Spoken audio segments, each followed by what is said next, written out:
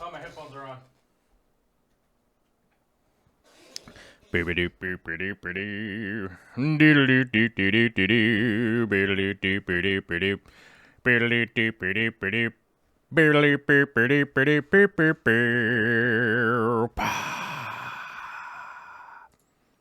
What's up, Internet? What are you doing? What's up, everybody? How's it going? Happy Monday out there. Hope everybody is having a fantastic day. I hope it's lovely. I hope your Monday is everything you hoped it would be. And more. You know what I'm talking about. You know what I'm talking about. I hope you all having a fantastic day. Why not? Why not have a fantastic day? You can have a fantastic day. It's possible. It's plausible. It's a thing we all could do. Why not? You know, why can't we? Why can't we just have a nice Monday, everybody? At least the weather is fairly nice. I mean, it's a little, it's cloudy, windy, and 42 degrees here in lovely Western Washington. Not too bad. Can't complain. Can't complain on that weather because we had those 60-mile-an-hour winds this weekend. So, hey, once it calms down from that, you know, life is just, it's just easier to deal with. You know what I mean? Like, let's just be legit here and say it's easier to deal with when it's not 60-mile-an-hour winds outside, right? All right, there we go. I've got people checking in. I've got people messaging me about a new video series I'm working on. Hold on a second. I got a message back. Jay Wilson here. He's going to be a small portion of my new project that I'm working on. And the reason I'm doing that is because it's an opportunity for you guys to get to understand a little bit about what I'm doing. So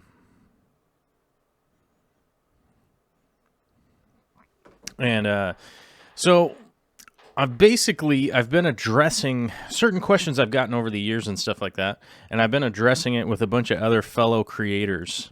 And the reason I'm doing that is I'm having them send in basically video clips that are essentially the same style that just about anybody could do, you know. You guys got a cell phone, I got a cell phone. Most people these days have a cell phone, has some kind of camera on it, some kind of microphone on it and whatnot. And that's going to be a big part of some of the new series that I'm working on. I want to be able to take your guys' questions and convert them into answers from other people, and in a way that actually makes sense. Because, you know, there has been some thought process of like trying to do some, you know, remote streams and stuff like that. And I think people know Corey and I tried to set that up so that it was good. And that just became really, really impossible. It became impossible to do. And it's not that it's virtually impossible. It's that it's not the same. It's just not the same. And I think we could probably do like what the radio guys do. And there's, you know, you might be able to do like a radio show where somebody's just like interjecting every once in a while from the other end, just audio wise. But I think in all honesty, the deal with that is that it just doesn't work when video's involved. You know what I mean? So when video's involved, the playback's just not that good. So what I'm working on is just being able to make it so that we could end up having a format that works for everybody, to kind of exchange ideas back and forth and stuff like that. And I think I'm probably going to launch that for you guys in a couple of weeks. It's going to be a couple of weeks. It's going to be after the new year for sure. So, but I'm excited for that. That's going to be pretty, I think that's going to be a pretty cool thing to be able to do. moving forward. I think it's gonna be pretty fun. So I don't know. We'll see how it goes. But that's why I was texting back, because we'll see how it goes. We'll just see how it works out. I think it's gonna work out pretty well. Try to bring all your fan favorites along for the ride, you know? Excuse me while I take a sip of coffee. Hopefully everybody had a fantastic weekend. Our weekend here was pretty darn good. I don't really remember exactly what happened, but I just recall it being good. We got the new baby here. I know you guys can't hear her in the background because my microphone is too awesome. But she's back there kind of being fussy today. It's just the life with a baby sometimes. Sometimes she's a fussy McFusserton. And, you know, there really isn't much to do about it except ride it out. But let's say hi to a couple of people that showed up for the early show here today. I always think it's fun to do an early show every once in a while and give the Europeans a chance to show up, right? I think that's what it does. I think it gives the Europeans a chance, because otherwise we normally broadcast this like midnight. It's like midnight there. So I think if we went with Europe right now, I think it's probably like 9. I think it's like 9 maybe. So it's doable. Maybe we'll see if we get a bunch of Europeans showing up today, but we like to do an early show every once in a while.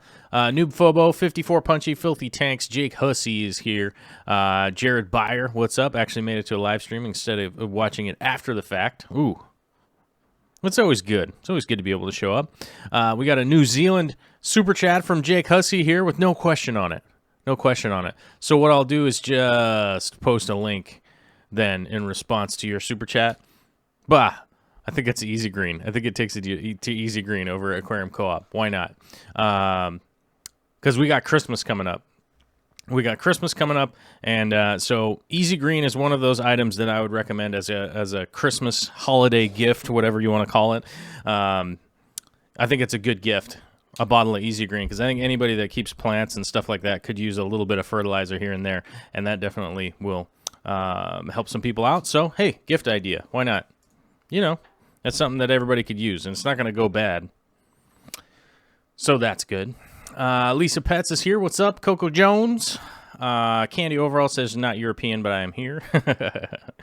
Fun with Fish. What's up? Tyler Clinkscales. I'm in Rhode Island, so it's a nice change. I get to come home to a show. Ooh, I like that. Rhode Island. My, let's see. My grandmother was from Rhode Island. My grandma? My great-grandma. I think my great-grandma is from Rhode Island.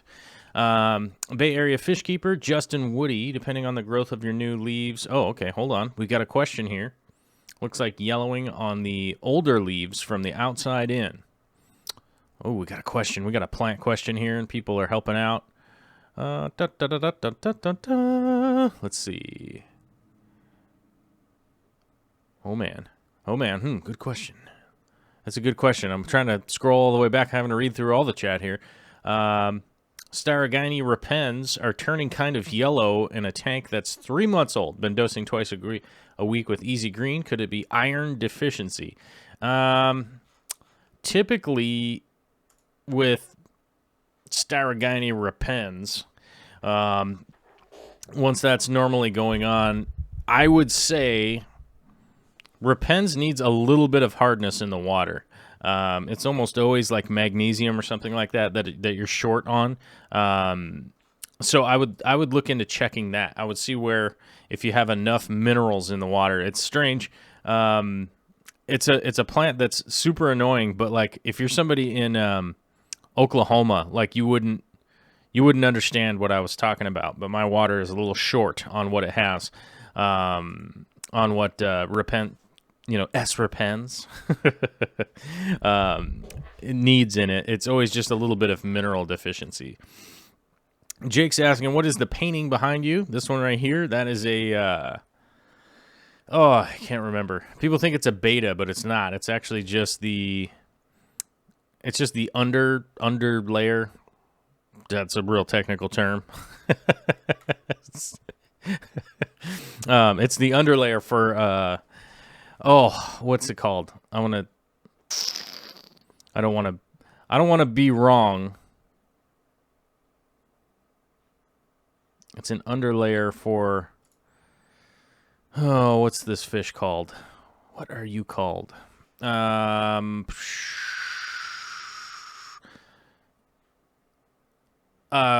a type of killifish, actually. Okay, and I don't want to be completely wrong by saying the wrong species of fish, but it is one of the very colorful. It's not a Gardneri. It's like a cousin to the Gardneri achille. So, cool fish, for sure.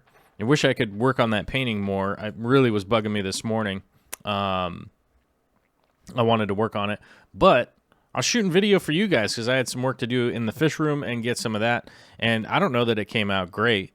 But since I'm talking about it, we might as well go to the video segment, right? So, this right here is the 120-gallon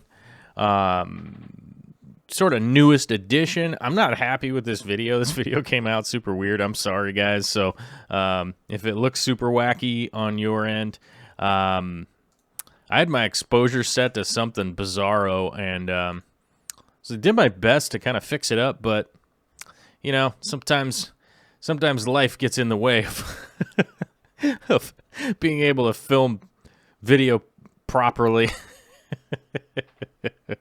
You know, and so it'll give you an idea of what's going on. It probably won't be the best video that you've ever seen, but you know, I do what I can on the days that I can do it. I definitely had planned on doing a lot more filming this last weekend, but Olivia is needy, and if you don't know who Olivia is, this is her right here.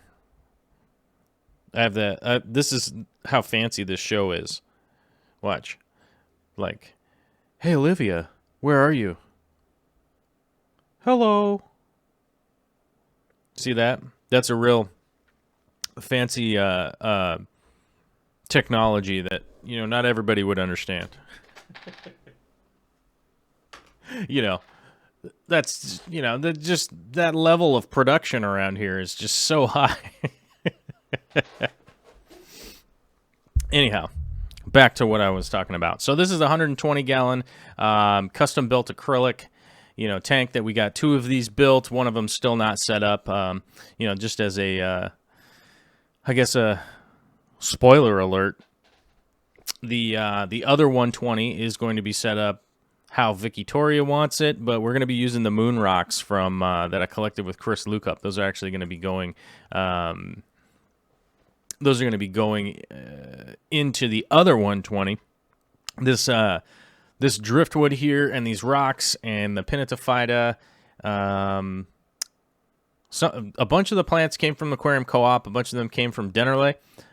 Some of them from some local breeders, or local breeders, local growers, local gardeners, local farmers. I don't know what you want to call them at this point, but you definitely. You know, as a reminder to everybody out there, I always recommend if you can find good plants from local people, that is the best place to get them. You know, if you have to order online and stuff like that, Co-op's a great place if you're in the U.S. Tropica would be a great place, like if you're in Europe or even Asia. That would be the direction to go. One of the places I have no idea is like Australia, New Zealand stuff. I don't know where's a good place to get plants. I know that they have a pretty lockdown attitude towards new plants and stuff like that coming in to the country. So there's not going to be, you know, you're not going to be able to get the crazy varieties of plants that are available more in the United States, probably just because a lot of them are smuggled in here. Realistically, you know, if you think about it, a lot of the plants that aren't supposed to be here, somebody probably brought them in their carry-on or something like that. But speaking of not knowing about New Zealand or Australia availability of plants, this plant that I'm actually putting in here right now is an Eriocalum, which is an Australian plant that if you're an Australian person, you can go find a bunch of these plants out in the wild. I mean, you may, I don't know how far you'd have to go. You know what I'm saying? Like, Australia's pretty big. It's a pretty big country. So I'm not sure if you'd have to go really far or anything like that. But this plant I'm actually putting in right now is Eriocalum, air quote, Vietnam is the the subspecies for it. But this Eriocallan, you can find this in Australia in the streams. Fast-flowing water is generally where you will find it. It's not something that's normally in a pond or anything stagnant like that. It likes that fast-moving water, which is one of the reasons why it's a little bit difficult to keep in an aquarium. It's one of those plants I would say is a little bit on the harder side, I guess, more difficult side, more demanding side. Maybe demanding would be a better description. There we go. It took me to get to the third word. Normally the third word's the good one, right? It's a more demanding plant. It does take a little bit to deal with it and keep it happy, but overall I find the Vietnam to be the easiest one of that group of plants. It certainly is the most readily available and easy to propagate and that kind of stuff without keeping it in time. It's pretty simple to keep it happy and keep it growing, and splitting it off really isn't that difficult. I do have a video where I showed how to split it. It's like an edited video that gives you up close and personal, like how to split that plant. Let's see. Ooh, one of the other plants in here is that Christmas moss. You can see little bunches of moss and stuff that are growing quite well. They're growing quite well from the Green Thumb Aquascapers. Those guys, dude, I love it. I'm loving that Christmas moss. It is growing quite well in the 120. I have propagated it in some other tanks just to make sure. I don't know if you guys do this, but this is something that I do. Whenever I get a plant in, I don't just put it into one tank. I put it into essentially 3 different tanks normally so that I can spread it out, hopefully propagate it, and then end up with some kind of surplus so I could pass it on to other fish keepers. Like somebody in the chat, perfect example would be Bentley. Some of the Christmas moss that I had here I actually passed on to John, who came and who purchased the 180. Actually, I gave him some of that Christmas moss, and hopefully John will have some up in the north end because he actually drove all the way down to get the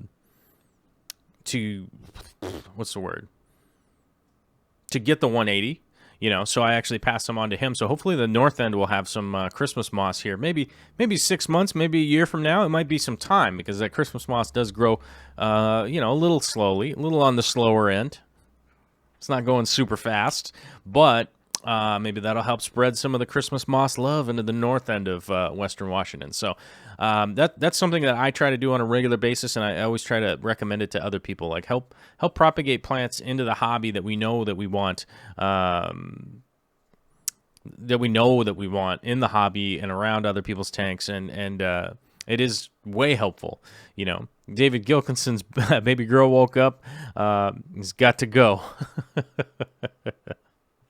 Yep. It's hardcore with the new baby. I'll tell you. I can hear I hear Olivia has woken up over here also. Luckily, Vicky is home today, so she's helping take care of the baby. Ed's Fish says, I have no aquarium issues and everything is motoring along. Makes me really want to tinker with it. Yeah, I know that feeling. When everything's going really well, it's almost time to make some changes, right? It's almost better to have a minor disaster here and there. Now, nobody wants the big disaster, but minor screw ups or something like that, so that you can keep messing with it. It's like when everything's going really well, it's like, oh crap, what's gonna happen? Something's gonna happen at some point. Now I don't know what it is. Bay Area says, it's a love and a hate relationship between me and Pinatophyta. Gorgeous plant, but grows all over the place. I had a lot of time when I set up the tank, but not so much anymore. Yeah, Pinatophyta is a great plant. It's fantastic. It's a little bit of... there is some in this tank. You guys can see it on the left-hand side there. If you're not familiar, let me turn on the whiteboard. So we actually talk about this plant right here. It's a variant of Hygrophila. Kind of a cool plant. It definitely sends out a lot of runners, and as highlighted here from Bay Area Fish Keeper, that there is a lot to do with this plant once it starts to take off. It will propagate like crazy, which it can be a good thing. It can be a bad thing. Sometimes when your plants get running like crazy and taking over a bunch of big areas, then you have all this trimming to do. But I would like to say I have a love-hate relationship with trimming plants, and honestly, I really it's something that I do fairly often, so it's not that big of a deal. But I do get a little bit. It's a bit much sometimes. It's a bit much sometimes, and I'm like, yeah, I'll do that tomorrow, I think. But that's just the nature of things, you know what I mean? So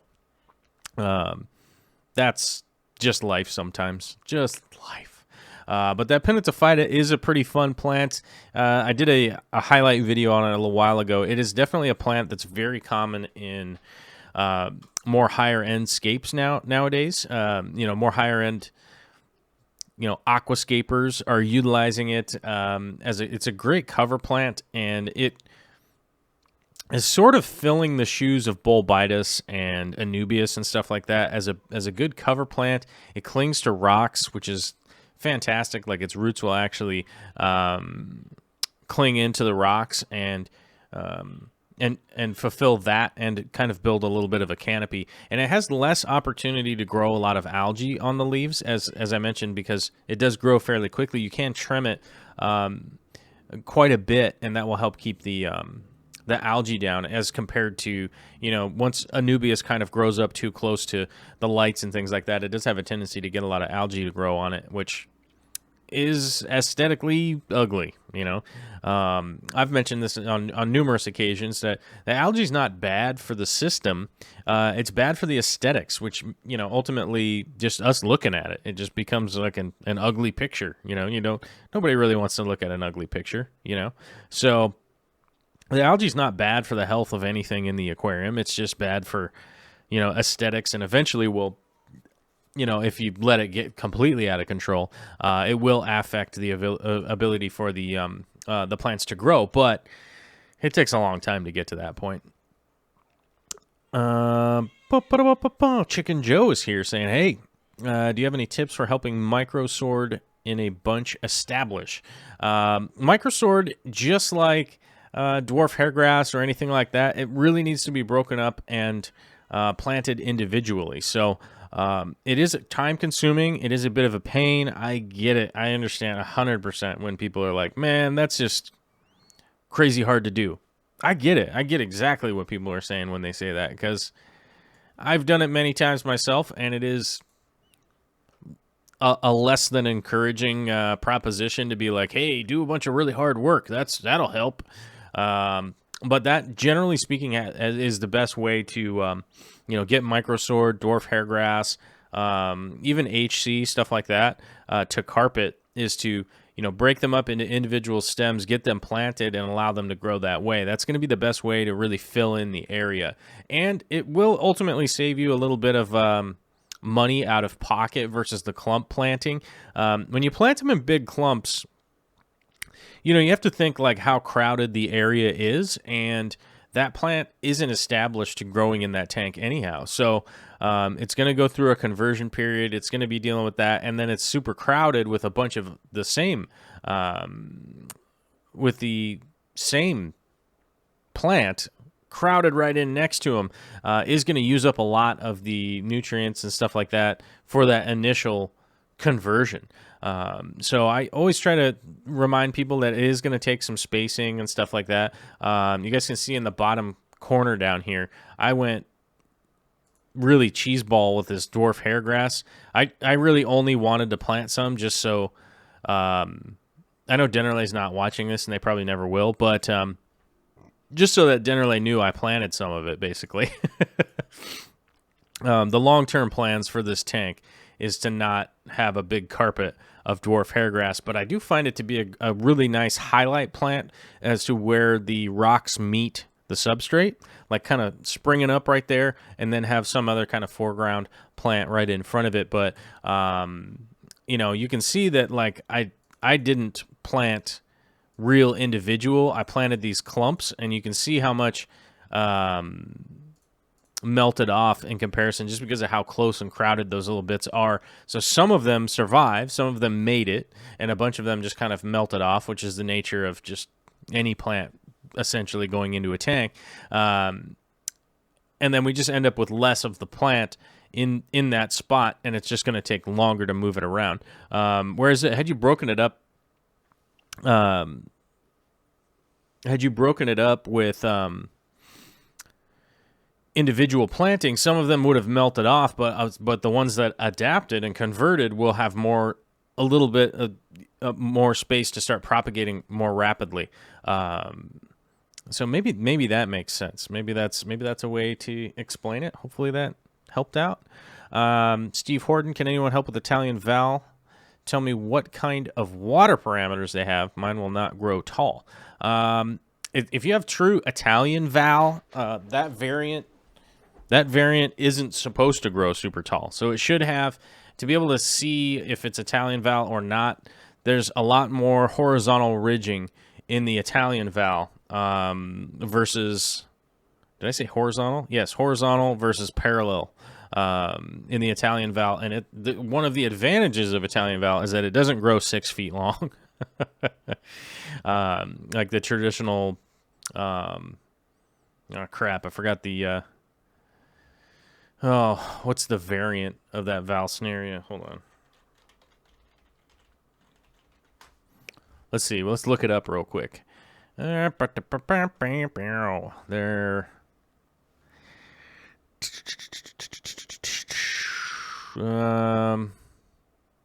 Yeah, so there's Americana, Anhuensis. I've never messed with that one. Annua Australis. And there's Erecta, which is pretty cool. Good luck finding that one. Spinosa, Spiralis. Spiralis is pretty cool. Probably the only Vallisneria I would go with at this point is probably Spiralis, I think. Natanz is pretty nice. Natanz is the one that you would normally see pretty often. That's the one that grows super long. And what would Italian Val go under the name? But Natanz grows super tall, and that's what you would normally see in most aquariums. Realistically, is normally the one that you see.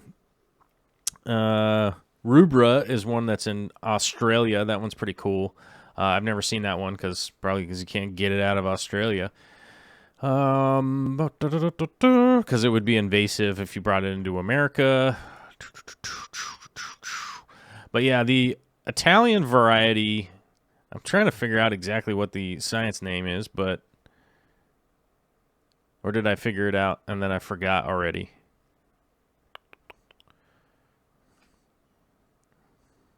Triptera would be cool. But either way, the commonly referred to Italian Val, it doesn't grow as tall as the other, like Natanz and stuff like that. I saw, I think about 10 years ago, I saw a guy who had built out his whole living room with these giant, crazy planted system. And a part of his pond in his super rich guy, by the way. Part of his pond in his living room, he had Natanz in there. And it had grown about 8 feet. So that pond was like 4 to 5 feet deep. It had grown all the way up and was spreading out along the top. And he went to pull it out, and he hold it over his head, and it was hanging all the way down to the ground. So that stuff just grows a little bit crazy, but you have to trim it. But Italian Val, the good thing about it is that you don't have to. Jared Byer says his Italian Val grows about 18 to 24 inches, soft water, some CO2, either stratum or fluorite substrate. Yeah, I've found that most of the Vallisnerias do better in fluorite type substrate. So more of the sort of pseudo-natural volcanic rubble is kind of the best. Jackson Colby Arxis here says, just got a Fluval 3.0, and only warm whites and pinks are working when I control from phone to export a preset. Am I doing something wrong? Yeah, I would mess with the app a little bit more. because there's settings within the Fluval app, dependent on what you're doing. I don't know if mine will connect. Yeah, I'm too far. Let me see. This one. There we go. I don't think it's gonna. Yeah, mine won't connect. I'm too far away. But there are multiple preset settings that will set the lights dependent on what time it is right now. So when you open the app, it has a timer built into it, which is one of the cool things about those Fluval lights. They have a timer built into it with the daylight ramp up and ramp down like sunset happens. So if it happens to be the time where it's like ramping up or ramping down or whatever, like you have it set to sunrise right now, and it's only like a half an hour into the sunrise mode. So that would probably be the deal if I had to guess, just from your quick comment there, it's probably something like that is going on, that you just haven't set up the full timer yet. Let's see. Candy overhauls must be nice. I've got some Floormax mixed in my gravel. It sends out runners, just won't grow tall. What has she got going on? I don't know. John Gonzalez accidentally bought Hygrophila at the co-op. Will it grow without CO2? Yeah, this is one of those things that I always want to remind people. I always want to remind people that you don't need CO2 to grow plants. It's not a necessity, but it makes it much more efficient from the human side to utilize CO2.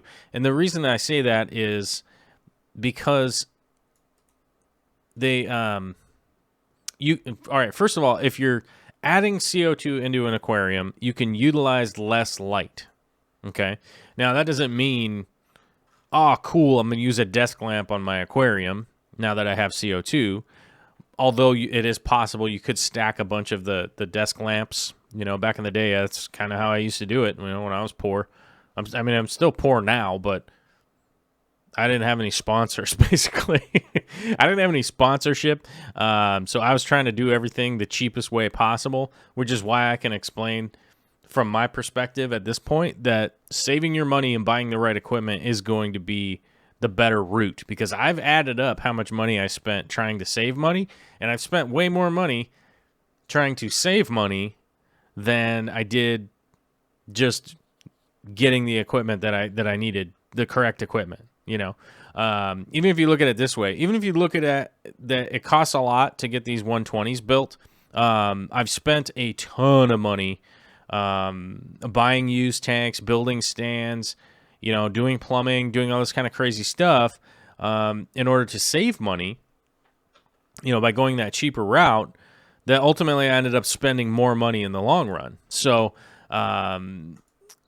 to go back to what I was talking about, that you don't need CO2 to grow your plants and stuff like that. Some plants,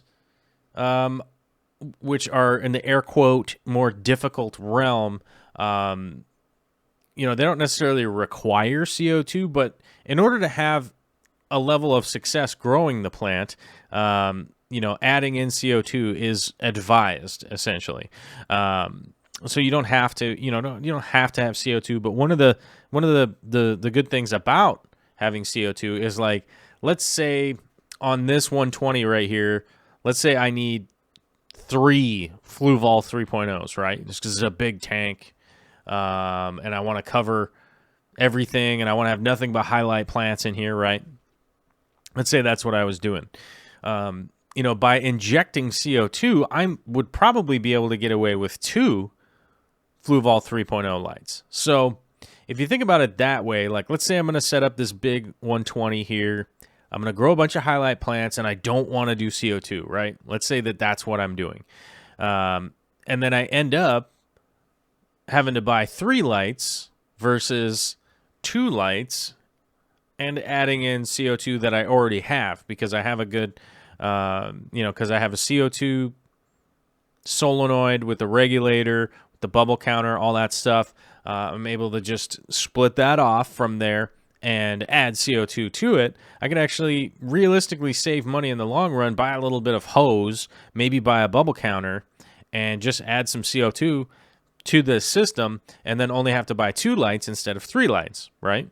So that would be kind of a decent example. I think the rule of thumb is you could basically save on a third of the amount of lighting by adding CO2, which, ultimately will save you on your power bill, but, I think it's kind of negligent, the actual amount of money or anything like that. So, I wouldn't say it's huge, but CO2 is extremely helpful, and you're not going to have to just throw so much light into the tank that you end up fighting algae all the time. Any advice for Shotadeni puffer setup? How many snails are you feeding in a day? I'm going to be real honest with you guys. I've broken up a couple of snails to feed those guys. That's it. I don't know how long I've had them. 2 weeks, 2 weeks, 3 weeks, something like that. They're eating snails that are in there. They're eating shrimp that is in there. Every time I check on them, they are completely round, fat, and just cruising about. I have not had to feed them yet. Really. I mean, I broke up a couple of snails just for the entertainment factor, really. I mean, I think it was more me just being entertained by them getting to eat some snails. But they are definitely eating snails, eating shrimp, eating whatever is in that aquarium, and that kind of is the plan. I run that system as, well, I'm not going to say nature-like, but it's pretty much as low maintenance as I can get it. It's heavily planted. I got a lot of trimming to do. Yes, I am battling some algae and stuff like that has been going on in that tank, but I'm just letting it run its natural route. Yes, I feed the tank. I feed the bristlenose. I feed the rummy nose. I feed the apistos, everything else in there, and that I haven't aggressively fed the puffers yet. I do add some snails to the tank, but that's basically it. I don't break them up or like directly feed them to the puffers. So there are plenty of snails in there. They're just kind of eating when they eat, And like I said, over the last couple weeks, 3 weeks, 2 weeks, 3 weeks, every time I've checked on them, I could find. It takes me time, but I can find all 3 of them, and all 3 of them are super fat and just cruising around. They are not like searching for food. They're not aggro-aggressive with each other or anything like that. So whatever they're eating plenty of it, and they're doing great. So I think realistically, if I was going to do if I was going to do these puffers again, I probably would set the tank up the exact same way that I did. Just a heavily planted, lots of shrimp, lots of snails, everything like that already living in there. So that's really the route that I would go. I pretty much, I just haven't had to put a ton of effort or anything in to feed them. They're just doing quite well in there. And I think that's just a testimonial to them being aquacultured. I got them from Preston. He has posted some stuff up on the Patreon. You can actually, if you go to my Patreon page, you can go to the community tab, and you can actually find Preston's website. I'm just going to give him a little shout out here before Friday. Normally go over I normally go over these posts on Fridays, but so he's got a website now. So it's shoutadeni.com. Hold on a minute. What's it called? SpottedCongoPuffer.com is live. Okay, so that's the actual website. That is Preston. So you'll be able to go there, look at some of his stuff, some of his detailed posts and things like that. And I'm not sure like how. Let me see. I'm gonna actually try to go to it. So let me go to the website and search Google for that. Spotted Congo Puffer. let me see here. So I need to. I'll get a link for it later on, so that we know. So that I'll be able to pass this on to you guys. I'm very stoked with how everything has gone along. I don't know. I can't seem to find it. Huh. Yeah, I don't know. Maybe you guys can find the website. Like he posted it up there, but he didn't post a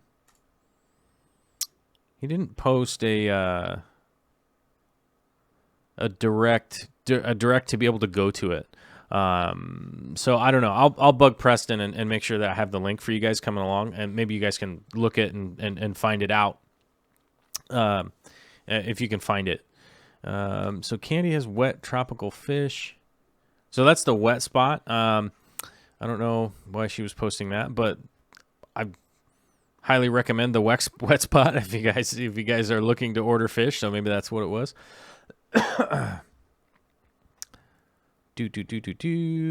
Oh, okay. So that was in response to Mr. Stewart. What was Mr. Stewart asking? Where would you recommend to buy fish from online?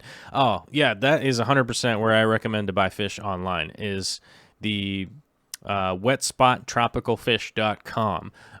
That is the spot. Unless you can contact the breeder in a situation like Preston, you could probably get a hold of Preston and work something out. You know, I get Aquabid and stuff like that. People mention it, but I don't like going to Aquabid. I've basically never had a good experience with Aquabid. I just, you know, maybe I'm a disaster. Maybe I'm unlucky. Maybe I don't know. I don't know. But I have never had a good experience with Aquabid personally. And I, you know, not to name anybody specific or anything like that. That's certainly not what I'm here to do. But I just never had a good time with any of the deals that I had going on Aquabid. So the wet spot is basically where I would go if I was going to order something online. Maybe one of the bigger sites like Dr. Foster's and Smith or something like that. Mainly just because their customer service has been pretty good in the past. I have gotten dead fish from Dr. Foster's and Smith.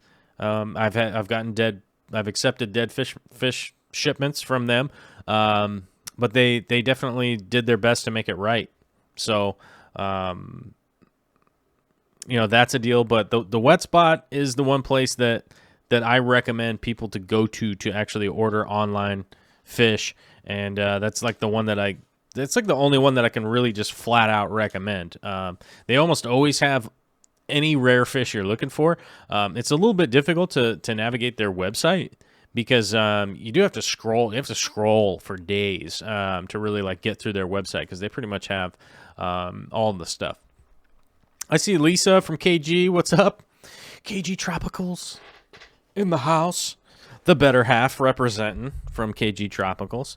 They have a new series coming out. You guys should definitely check it out if you get a chance. They're between John and Lisa, they're always putting out some pretty cool content. Even their older videos, like man, I've had so many people that like, man, KG Tropicals are what helped me out through all the stuff because they've always made really informative, cool videos. So yeah, be sure to check those out if you get a chance. Daryl Deemer. I'm always saying your name wrong, brother. Thank you for the super chat, and there's just nothing attached to it, so no question or anything, just a little bit in the tip jar. Thanks, brother. Let's see. Scottish Aquatics, what's up, fam? I feel so lucky I made it for 5 minutes. I bet you he was on his lunch break. We're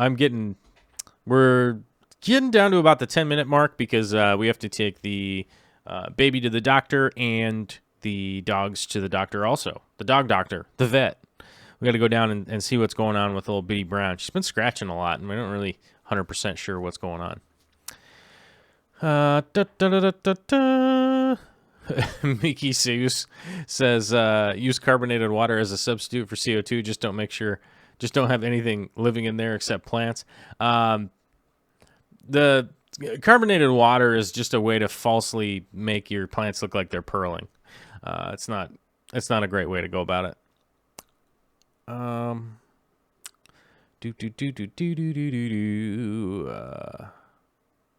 Mr. Stewart 07, Candy, do you know a good place to buy Dragonstone from? You can definitely buy Dragonstone from Aquarium Co-op. That's where I got not all of my Dragonstone, but I've gotten a bunch of it there. So check those guys out. They have a what you see is what you get packaging, so you can actually look through the pictures of like, oh, I like those pieces. You can actually order specific pieces from the co-op. So that would be a spot. Let's see. Justin Woody was saying, I was just thinking how much I was scrolling through this list of fish they have. That's right. That Wet Spot's, the list of fish that the Wet Spot carries is intense. It's long. And if you haven't found it on that list, keep scrolling. You'll probably find it. It will pop up. You probably just didn't know that it was going to be on there. That guy, 0811, says, Joel, are your live streams uploaded to any podcast apps? Yes. Candy posted a link right there. We upload it to Podbean. Thanks you to Alvin and Dan Squires. Those guys, Alvin Alejo and Dan Squires, are the ones that handle uploading it. So if it's not uploaded, bug them. Because, you know, they're the ones that handle it. So those two dudes doing a ton of work helping out, you know, just moving forward here. Lloyd's Aquatics says, what's up, Joel? How's the Parenthood going? Love the Fluval 3.0. My only issue is that you can't play with the levels on sunrise or sunset, as I think they're too bright. Yeah.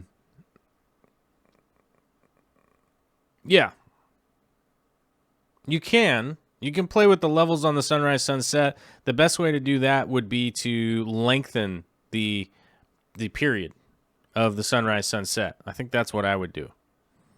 I don't know. That's probably a terrible answer to your question, but that's the best I could come up with off the cuff. It hasn't occurred to me yet, so maybe I'll go try it out and see if I can change it a little bit. Mr. Stewart says, hey, I just joined in. Are the Fluval 3.0 lights good for a planted non-CO2 tank? Yes, I would say that they're right in there for non-CO2. I think, honestly, you would do fine. I think you would do pretty darn well with the 3.0. It has a lot of usable light to it. Plants do quite well under it. It's really hitting the spectrums, and you can adjust the spectrums a little bit if you need to, and you know, that's how it goes. Jason R. says, sorry, Joel, my son has to take a nap. He wanted to stay up and watch the fish show, but no nap equals cranky boy. So you just lost a viewer, but I'm still here. Oh. Hey, man, the kids got to take their naps, man. I think I had a buddy over here to watch the Seahawks game, which, by the way, that Seahawks game was a disaster. What an awful game. But no worries. We win this week coming up, and we'll still make the playoffs, and everything will be fine. But he came over, and he was really wondering how much Olivia sleeps, and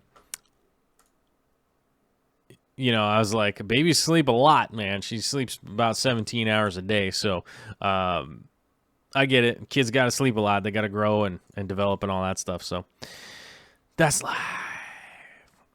Skogs, Shrimpery, and more says, thanks for the stream while I played around in the fish room. Have a good afternoon, my dude. Oh, always good to hear from you, Steve, my guy. Sunrise, sunset, sung in my head. Sunrise, sunset. Yeah, I know that tune. I know that show tune. It's not that great. Ed's Fish got his pseudomagills from the Wet Spot. Super healthy, even after a year. Yeah. Miki Sue says, you think people use carbonated water on YouTube to fake good-looking pearling? Yes, 100%. 100% happens. I've even made a video about me doing it just to show you guys how you could do it. I don't know. I think I did that like 6 months ago, something like that. Because all the trade shows, that's what the plant companies do at trade shows. If you've never been to an aquarium trade show or anything like that, that's what they do to make their plants look super pearling at the show. It makes the plants look super healthy. It makes them look like, oh my God, these plants are like mutant amazing. And so that's what all the companies do to make their plant displays look super amazeballs at the trade shows and stuff like that. That's the trick that they do. T. Riddle just showed up. Candy Overhaul says, I have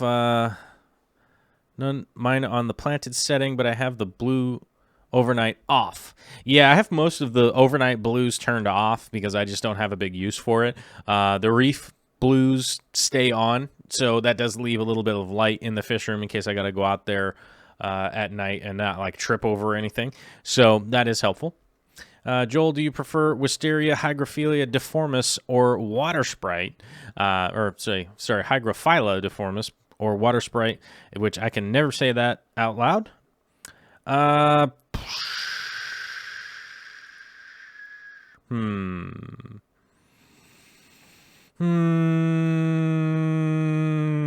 Water sprite's annoying, and I'm trying to think of